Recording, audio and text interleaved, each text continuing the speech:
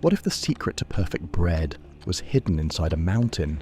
In today's episode, we descend into an abandoned volcanic quarry in Western Germany to uncover a forgotten craft, one where fire, stone, and human instinct came together to build ovens that could hold heat for hours without cracking. Before we begin, make sure to subscribe to UnEarthed, the immersive documentary series that uncovers lost industries, ancient skills, and the hidden stories buried beneath the surface. And leave a comment telling us where you're watching from and what time it is there right now.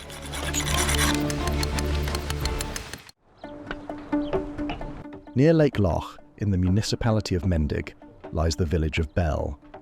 At the beginning of the 20th century, Bell was not a quiet rural community, but one of the most important centres of bread oven construction in the Rhineland, alongside Königswinter. The volcanic landscape of the Eiffel-shaped life here in a very literal way. Ancient eruptions left behind vast deposits of basalt and tough stone, and from these materials a highly specialised craft emerged, the trade of the bread oven builders. These craftsmen supplied stone not only for ovens, but also for houses and roads throughout the region. The stone was extracted from nearby quarries known as Lion.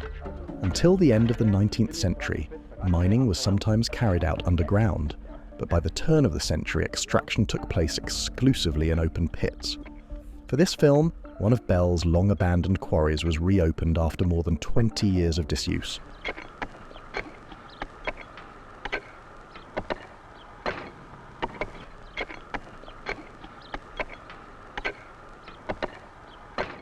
The stone known as Bell Oven Stone was formed from volcanic ash that solidified through contact with water over thousands of years. It appears in bowl-shaped quarries with sheer rock walls descending 20 to 30 metres.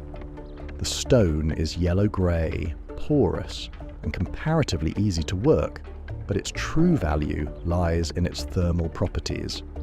It absorbs heat rapidly, stores it efficiently, and releases it slowly without expanding or cracking. These qualities made it ideal for oven construction, allowing bread to bake evenly long after the fire itself had died down. Ja, alle vulcenten. Zet me dan heen naar een kam her. Wat? Oh, nu waren best wel naar. That's the way. Extraction began from the top of the quarry wall and progressed downward. Before a single block could be loosened, the oven builders had to determine its final size. Years of experience allowed them to visualize the finished oven in their minds. They knew the dimensions of hearth plates and vault stones by memory, and transferred these measurements onto the rock face using folding rules and wooden slats. One builder carved a vertical groove with a double-pointed pickaxe to define the side of the block, while another cut a shallow channel along the underside of the freestanding face. This channel would later allow the block to break free. Around the year 1900, there were still 20 active bread oven construction businesses in Bell, but change was coming. By the 1930s, new types of stoves appeared, made primarily of steel. These modern stoves could burn coal, oil, and even electricity, fuels that natural stone ovens were never designed for. Gradually, industrial efficiency replaced handcrafted tradition, and the once thriving trade began to decline.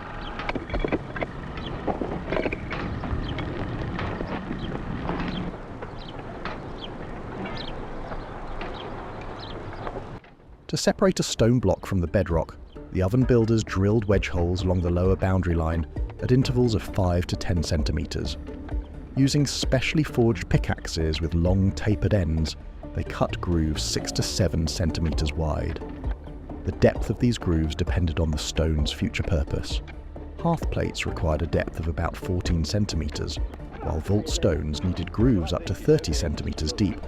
To fully free the block, a third side also had to be exposed, a task requiring precision and patience. Zo, dan zetten we hem maar weg. Zo, dat komt hem ook. Ja, maar zo die lukt bezoeken. Erin zitten. Zie dat er hier wordt. Maar nee, nog. Dan kunnen we hier lezen niks. Oh, schimmen.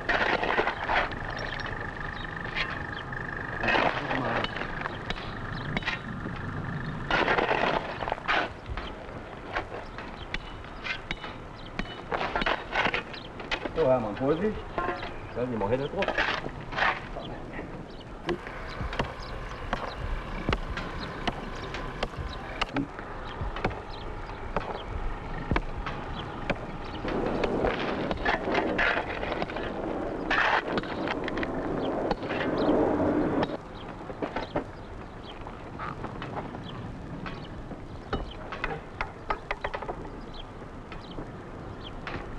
Ja, man beißt das herweisen, ne? Ah ja, den noch wieder.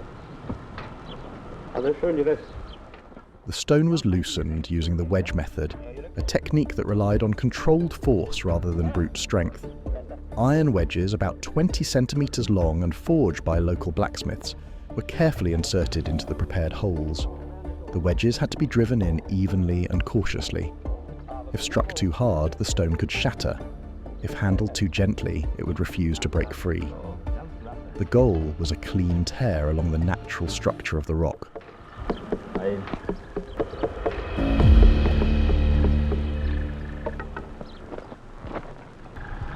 Jetzt muss man greifen.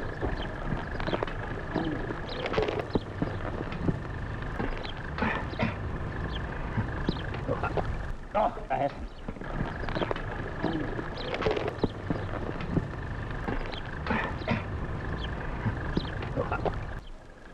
Da wäre nicht doch. Da kannst du besser sein, da gucken wir mal, ob wir rumgreifen. Ja, na immer ist die Keile. Jetzt muss man greifen. So, da wollen wir mal sehen. Oh, hopp! Ah, gut. Ich hab gesagt, wir werden nicht.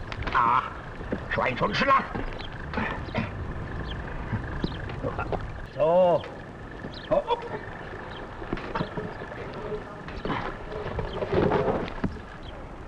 So.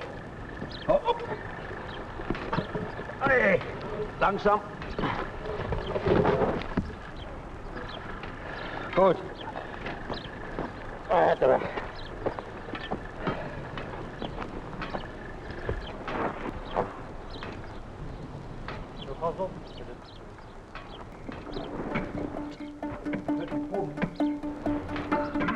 Only after the block had been pried loose with iron bars could the builders assess the success of the split.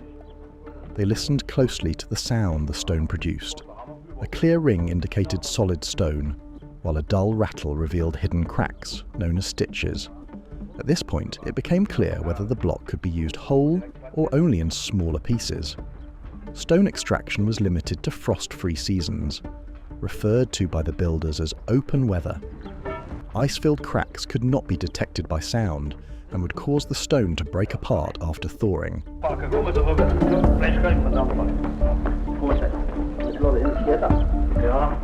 Once lifted and supported with smaller stones, the wedges were removed completely. Smaller blocks were often extracted by a single craftsman working alone. Using 2 wooden rollers, even a 70-kilogram tough stone block could be guided carefully down into the quarry. The slower the descent, the lower the risk of the stone fracturing on impact.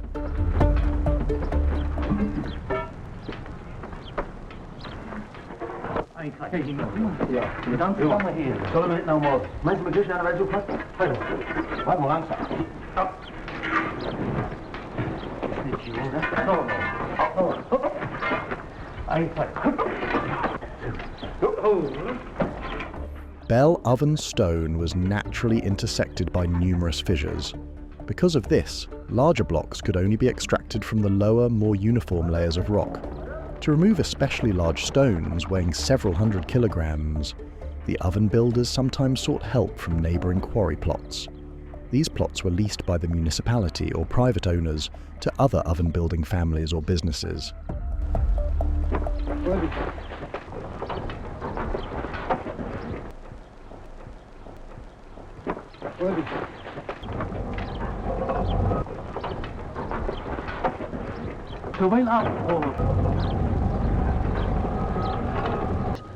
The extraction of these massive blocks followed the same wedge method. Wooden supports were placed beneath the stone to increase leverage, while iron crowbars up to 1.5 meters long amplified the builder's strength. 2 men worked at the rear fissure to prevent the block from slipping back into the quarry wall, inserting wooden spacers as the stone slowly shifted free. Schnell.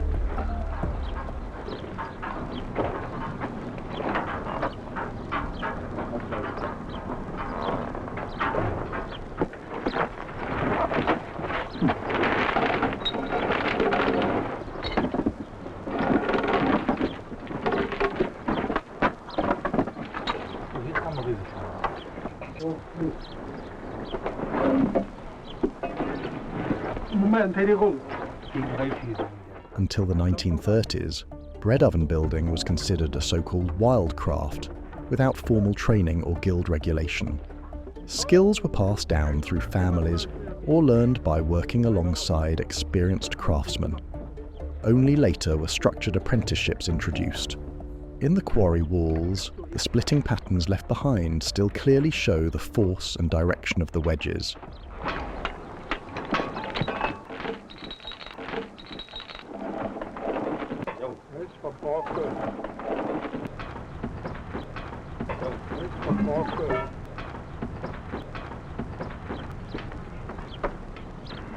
By 1976, only 4 oven-building businesses remained in Bell. Their masters were among the last who still fully mastered the entire process of stone extraction and hand shaping. 1222. Once the final block lay at the bottom of the quarry, work shifted from extraction to shaping. Using a wooden jib crane, the blocks were lifted to the upper edge of the quarry and moved to the work area. Here, rough stone was transformed into precisely shaped oven components, each tailored to its specific position within the oven's structure.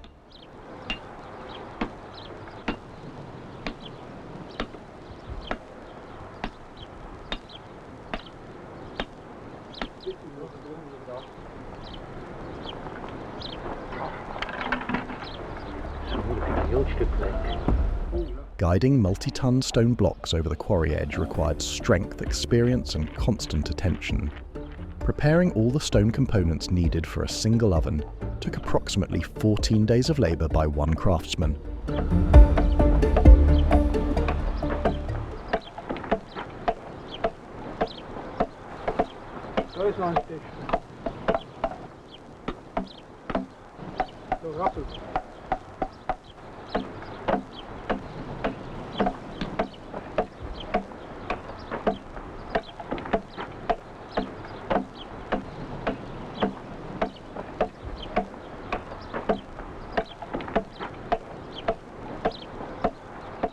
The crane used for this work dates to around 1920 and remained in service until the mid-1950s.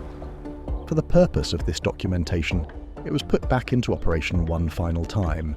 Some of the tough stone blocks weighed more than a ton, requiring several men to move them safely.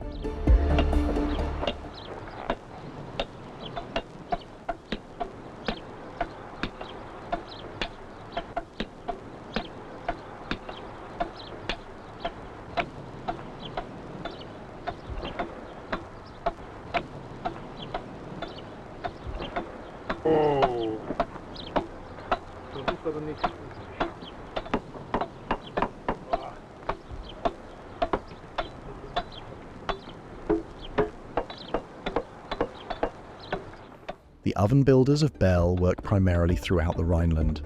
Each craftsman usually had an agreed-upon territory. Most operated as independent master builders, while a smaller number worked for larger companies. As some settled in growing cities, Bell-style ovens spread far beyond the region and even crossed national borders.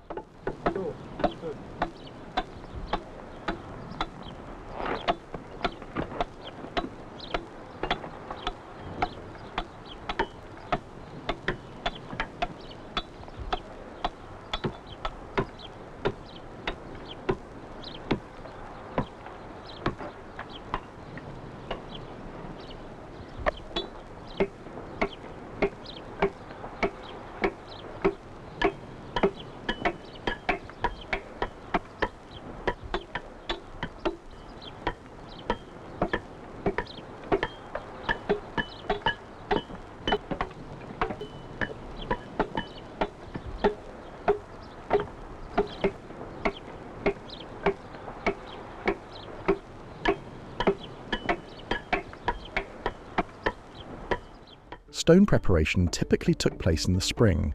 Using wooden templates, the builders marked the dimensions of hearth plates on the split tough stone blanks. These plates were usually about 60 centimetres wide, while their length could reach 90 centimetres or more.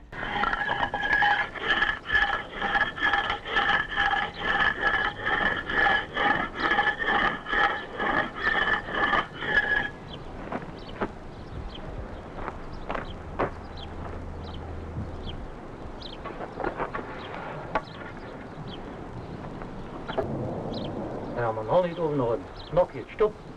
Al. Nog een beetje, hoor. Al een beetje. Jo. Zo. Goed. Ja. Twee.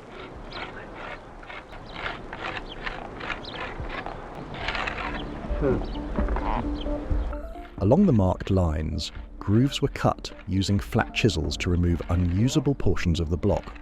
At the same time, another builder split additional blocks for vault stones.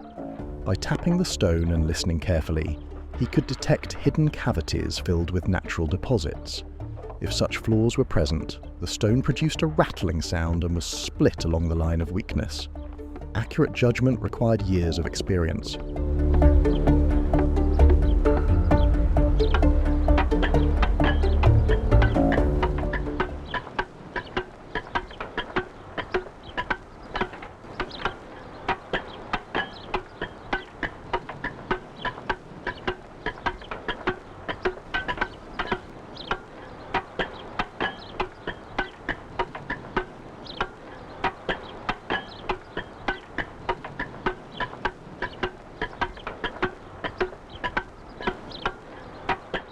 Before surface finishing, the edges of the stones were smoothed. Each block was shaped according to its intended role in the oven, determining exactly where it would later be placed during construction.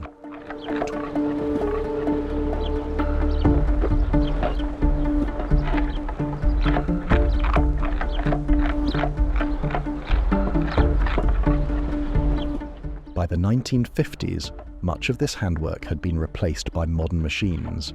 However, for this documentation, the craftsmen demonstrated the old techniques once more.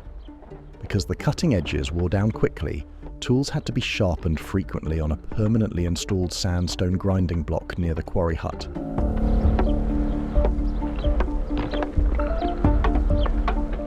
The stone was worked while still retaining its natural moisture.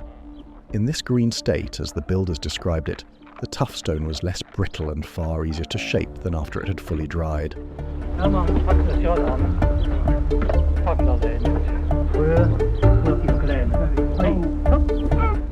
Irregularities on the underside of the plates were removed until the desired thickness was reached. Once the final shape was achieved, remaining surface unevenness was smoothed out. As the stones were stored, they slowly dried and lost weight, making transport easier. Customers paid for the ovens piece by piece and provided food and lodging for the builders during construction, which typically lasted about a week.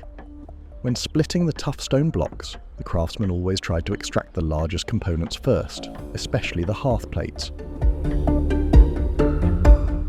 To separate a hearth plate, a deep boundary groove was cut into the block. The blows were delivered at a slight angle to reach the necessary depth. During oven construction, multiple hearth plates were joined together to form a continuous baking surface.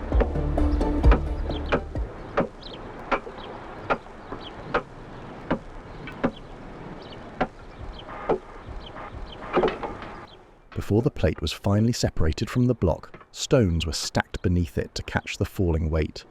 Because the stone tended to crack at its weakest point, a single vertical blow from above was often enough to split the plate cleanly from top to bottom.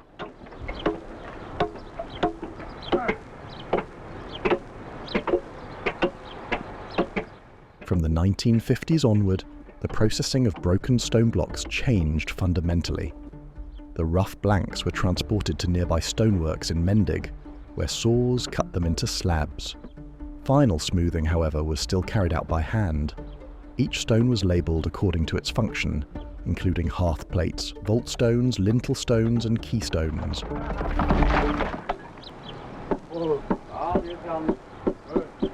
Kom pakken. Oh, op. Ja, dat moet ik. Wait, langzaam. Pas op. Vinger vast, knoppen vast. Goed. With the stone prepared, the oven builders set out as itinerant craftsmen during the summer months, travelling across the Rhineland and neighbouring regions to construct bread ovens. The stone travelled separately by rail or wagon, while the knowledge of the craft travelled in the builders' hands and memory. Today, only the quarries and the ovens remain, silent witnesses to a trade shaped by fire, stone and time.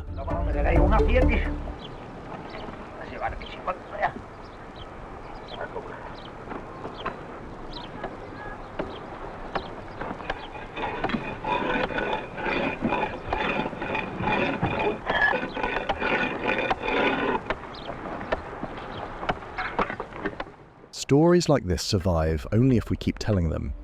If you enjoyed this journey into a forgotten craft, subscribe to UnEarthed and turn on notifications so you don't miss what's coming next. Drop a comment telling us where you're watching from and what time it is for you right now. We love seeing how far these stories travel. And if you want to keep going, watch this next video right here, where we uncover another hidden world just beneath the surface.